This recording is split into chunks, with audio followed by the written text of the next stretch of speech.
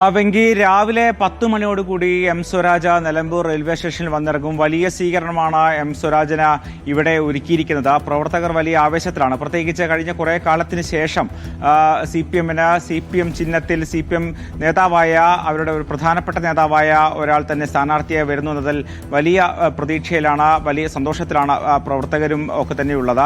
അത്തരത്തിൽ ഇന്നലെയാണ് ആ പ്രഖ്യാപനം ഉണ്ടായത്. ആ പ്രഖ്യാപനത്തിന് പിന്നാലെ അദ്ദേഹം ഇന്നലെ കൊച്ചിയിലേക്ക് എത്തിയിരുന്നു.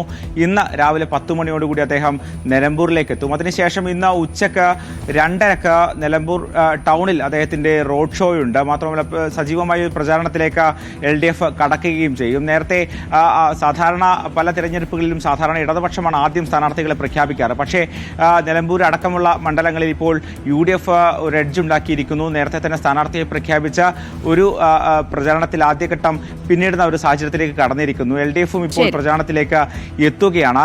നാളെ മുഖ്യമന്ത്രിയുടെ കൺവെൻഷനും നിലമ്പൂരിലുണ്ട്.